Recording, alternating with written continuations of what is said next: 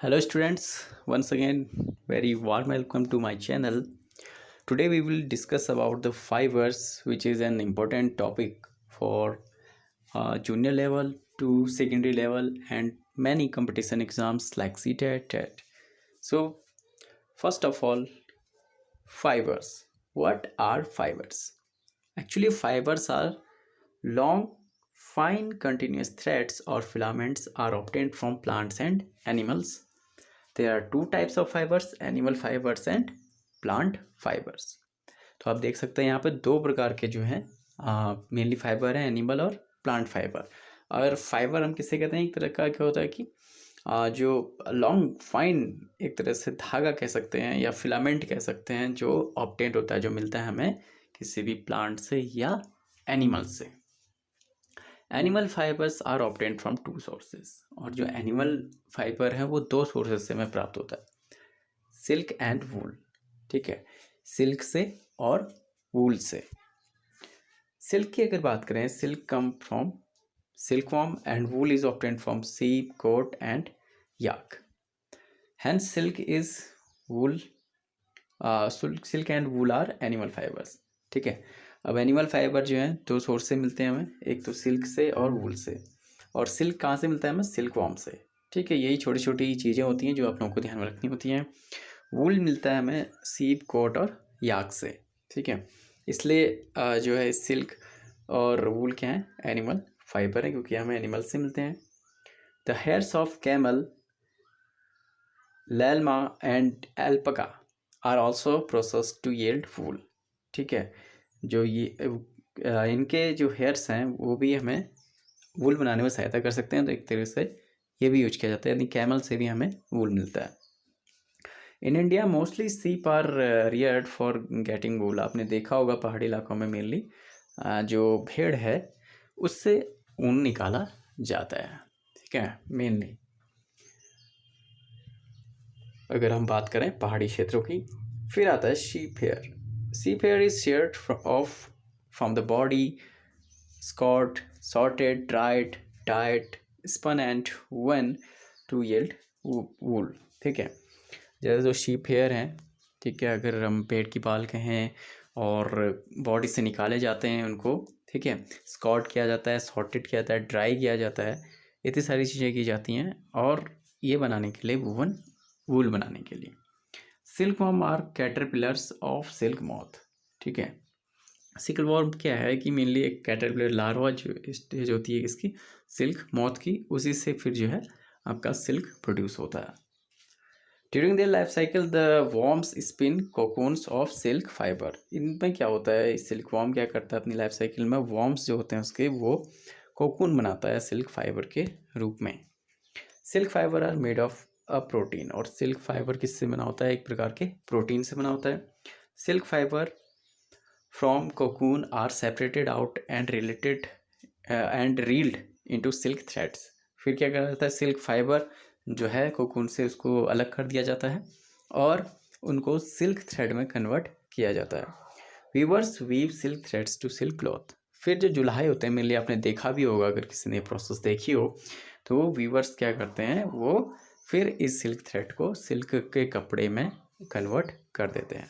ठीक है, वूल की बात करें, जो डिफरेंट सोर्सेज हैं वूल के, वो क्या हैं, वूल इज ऑब्टेन्ड फ्रॉम सीप, याक एंड अगर बात करें angora goat, camel, llama and alpaca, South Africa में जो है मिलता है, या साउथ अमेरिका की बात करें तो। एंड ऑब्टेनिंग वूल फाइबर, और वूल फाइबर कहाँ से मिलता है, sharing fleece of the ship along with a thin layer of removed from its body. ठीक है, एक thin layer of skin remove की जाती है वूल फाइबर्स के लिए, जैसा कि आपने देखा भी होगा शीप में, भेड़ में अगर आपने प्रोसेस देखी है तो आप देख सकते हैं कि उसकी जो स्किन के ऊपर वूल होते हैं मेनली, उनको निकाला जाता है। अब प्रोसेसिंग ऑफ वूल फाइबर, अब इसकी प्रोसेसिंग कैसे होती है, scouring. Sheared hair is cleaned and washed in tanks to remove grease, dust and dirt. फिर क्या कहता है, जो शेयर्ड हेयर हैं, ठीक है, पेड़ के बाल जो निकाल दिए जाते हैं उनको फिर एक साफ़ किया जाता है टैंक्स में, और जो भी उसमें कुछ धूल के कण या ग्रीस इस तरह की कुछ भी गंदगी जो होती है उनको साफ़ कर लिया जाता है। फिर सॉर्टिंग की जाती है। सॉर्टिंग में क्या होता है, cleaned hair is sent to a factory where hair of different textures are separated. फिर अलग अलग टेक्सचर्स के जो हेयर्स हैं उनको सेपरेट किया जाता है। Hair is sent into a carding machine where the loose wool fiber are combed into a sheet and then twisted into a rope or silver। फिर क्या जाता है, जो बाल है उनको एक कार्डिंग मशीन में डाल दिया जाता है, और लूज वुलन फाइबर क्या होते हैं उसमें कॉम्ड हो जाते हैं और एक पतली चादर के रूप में उसमें बन जाती है, ठीक है, और ट्विस्ट हो जाते हैं एक रोप of silver. This silver is twisted and stretch into yarn. फिर जो है इसको एक धागे के रूप में अलग कर लिया जाता है, और yarn is wound to form ball of wool. फिर क्या जाता है, इनको ये कन्वर्ट हो जाते हैं बॉल्स ऑफ वूल, एक तरह से उनके गोलों में इनको कन्वर्ट किया जाता है। तो ये थी प्रोसेसिंग ऑफ वूल फाइबर। इसके साथ ही लास्ट चैप्टर में मैंने आपको कुछ क्वेश्चंस दिए थे। इसमें पहला था कि वाई वी नीड फूड। पहला क्वेश्चन था आपका, वाई वी नीड फूड, तो हमें खाना क्यों चाहिए। तो इसका अर्थ है, जो आंसर है आपका, all organism need to take food to get energy for growth, development and maintenance of their bodies. ठीक है, मेनली हमें अपनी वृद्धि के लिए, विकास के लिए और मेंटेनेंस ऑफ देयर बॉडीज़, अपने शरीर को मेंटेन करने के लिए या बनाए रखने के लिए ही खाने की आवश्यकता होती है। ठीक है, और डिफरेंस पूछा था आपका पहले चैप्टर का जो था, पैरासाइट और सेप्रोट्रॉफ में क्या अंतर होता है। तो पैरासाइट में पहला है, organism derive nutrition from the body of other living organism, यानी कि किसी अन्य लिविंग ऑर्गेनिज्म, यानी कि जो अदर लिविंग ऑर्गेनिज्म है उससे क्या जाएगा, होस्ट कहा जाएगा, उससे जो कोई भी ऑर्गेनिज्म अपना न्यूट्रिशन लेता है तो उसको पैरासाइट। और saprotroph, plants which derive nutrition from dead and decaying organism are called saprotrophs.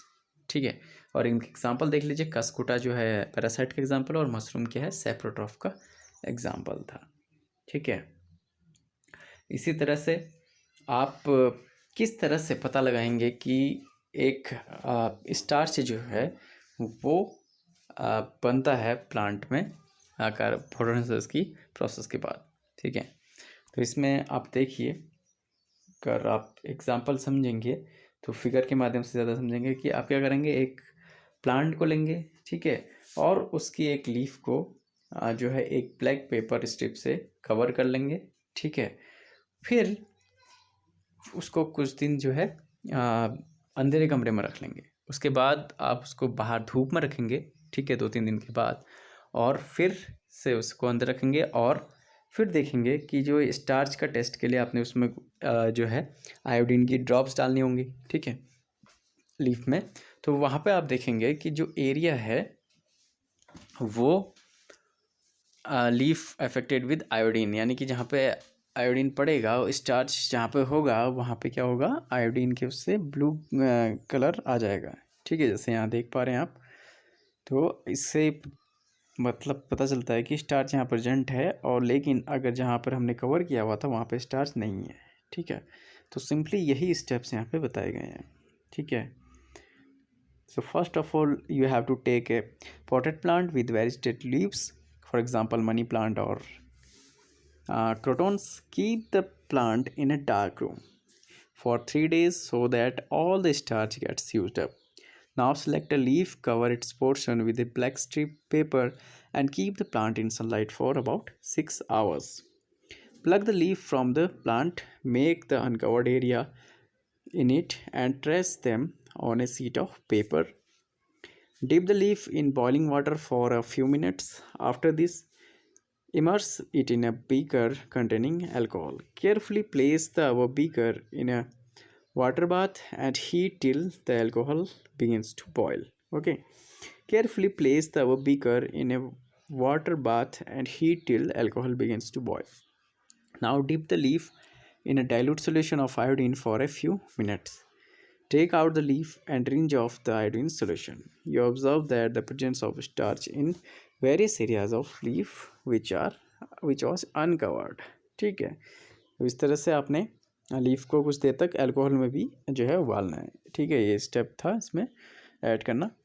उसके बाद आप देखेंगे कि जहाँ पे हमने कवर किया था वहाँ पर आयोडीन स्टार्च प्रेजेंट नहीं है, क्योंकि ये प्रूफ हो जाता है इस एक्सपेरिमेंट के बाद। तो स्टूडेंट्स, ये था आपका फर्स्ट चैप्टर के क्वेश्चन आंसर, और थर्ड जो है चैप्टर के आज हमने कॉन्सेप्ट नोट भी देख लिए हैं। इनको अच्छे से तैयार कीजिए, और कोई क्वेरी हो आप लोगों की तो ज़रूर पूछिएगा। तो मिलते हैं आपसे नेक्स्ट एक और एजुकेशनल वीडियो के साथ। तब तक के लिए bye bye and take care friends. Thank you.